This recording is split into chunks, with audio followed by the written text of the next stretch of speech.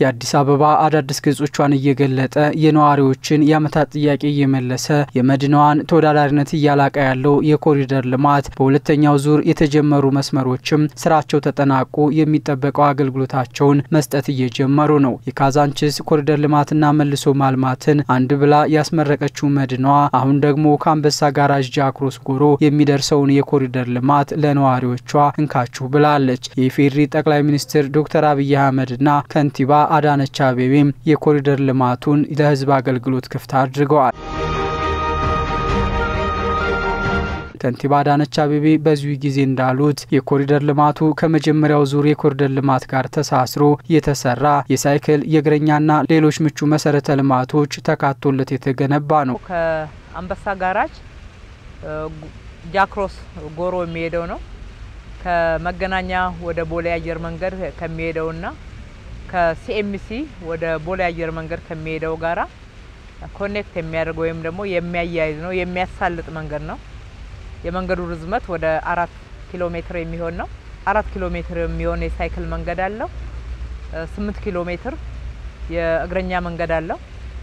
በጣም ሰፊ ነው።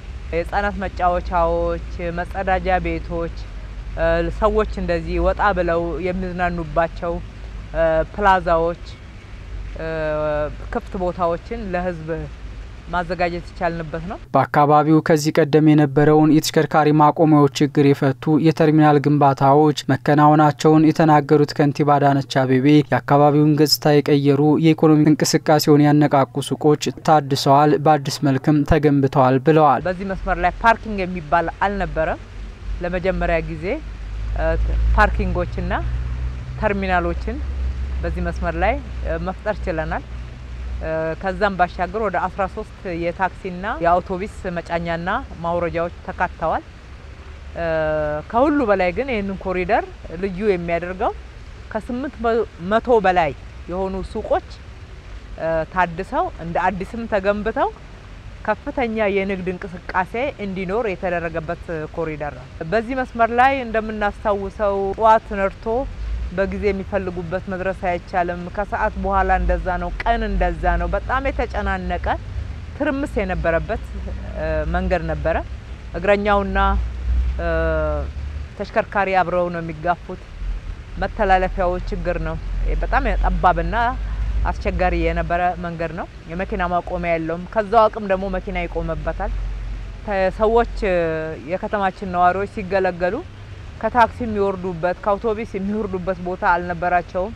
ያው ከሌሎች መኪናዎች ጋር እየተጋፉ ነው የሚወርዱትና የሚጠብቁት። እኔን ሁሉ የከተማውን ችግር የቀረፈ የትራንስፖርት ፍሰቱን ያሳለጠ ጥሩ ተጨማሪ ግብአት የሆነ ሌላኛው አዲስ በረከት ለከተማችን ማለት ይቻላል። እነዚሁ የዘመኑና ምቹ መሰረተ ልማቶች ከተማዋን ጽዱ ያደረጉ የነዋሪዎችን ምቾት ያረጋገጡ መሆናቸው ነው ከንቲባ አዳነች ተናገሩት። መሰረተ ልማቶችን ስናሳምር፣ መንገድ ስናሰፋ፣ የሳይክል መንገድ ስንጨምር፣ የእግረኛ መንገድ ለሰዎች እንዲህ አይነት ቦታዎችን ስናዘጋጅ የመጀመሪያው ከተማዋ ጽዱ ለነዋሪዎቿ ምቹ የሆነች ከተማ እንድትሆን ነው። ቆሻሻ በሽታን ያስከትላል።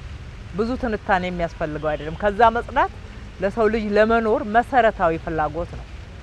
ሁለተኛ ወደ ማንኛውም ስራዎቻችን በመንሄድበት ሰዓት የትራፊክ መጨናነቁ መሳለጡ ኢኮኖሚያዊ ማህበራዊ ትርጉምም የሚሰጠው ግብአትን ይዞ ነው የሚመጣው። ከሁሉ በላይ ደግሞ ብዙ ነው ሰፊ የስራ እድል ነው የተፈጠረው። እየተሰራም የስራ እድል ሲፈጥር ነበር። አሁን ከተሰራ በኋላ ደግሞ በተለይ በንግድ እንቅስቃሴ ከሌሎቹ ኮሪደሮች ሁሉ ለየት ባለ ሁኔታ ቋሚ የስራ እድልን የፈጠረ ኮሪደር ነው። ከተማዋ እየሰራች ያለው የልማት ስራ ሰውን ማዕከል ያደረገ መሆኑን የተናገሩት ከንቲባዋ የጀመርናቸውን በመጨረስ አዳዲስ ፕሮጀክቶችን በመጀመር ለህዝባችን ቃል የገባነውን በተግባር በመፈጸም አጠናክረን እንቀጥላለንም ብለዋል። ነው የምንሰራው ለህዝብ ነው፣ የምንሰራው ለከተማችን ነዋሪዎች ነው፣ ሰውን ያማከለ ነው። ጀመርነውን እንጨርሳለን፣ አዳዲስ ደግሞ እንደገና እንጀምራለን።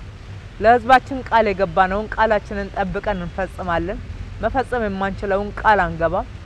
ይሄ ቅንጦት አይደለም፣ ይሄ ትልቅ የህዝብን ችግር የከተማ ነዋሪን ችግር የሚፈታ አረንጓዴ ማድረግ ጽዱ ማድረግ ውብ ማድረግ ለስራ እድል እንደዚህ አይነት ክፍት ቦታዎችን መፍጠር ህፃናት ተጫውተው ቦርቀው የሚኖሩበት የሚጫወቱበት በአእምሮም በአካልም ጠንክረው የሚያድጉበት ወይም ደግሞ የሚገነቡበት አካባቢ እንደዚህ ቢዝነሱ የሚሳለጥበት አካባቢ መፍጠር ወሳኝ ለመኖር ምቹ መሆን ስላለመሆን መለኪያችን ናቸው ከተማ ውስጥ ይሄ በጣም አስፈላጊ ነው ስለዚህ የህዝቡን ሀብት በተገቢው ቦታ በተገቢው ሰዓት ተገቢው የሆነ መሰረተ ልማት ላይ ኢንቨስት አድርገናል የኮሪደር ልማት የህብረተሰብ ተሳትፎ ጎልቶ የታየበት ነው በዚሁ የኮሪደር ልማትም የአካባቢው ነዋሪዎች የላቀ አበርክቶ አድርገዋል ከንቲባ አዳነች አቤቤም የአካባቢው ነዋሪዎች ጨምሮ የኮሪደር ልማቱ ላይ አሻራቸውን ላሳረፉ አካላት ምስጋና አቅርበዋል በዚህ ሁሉ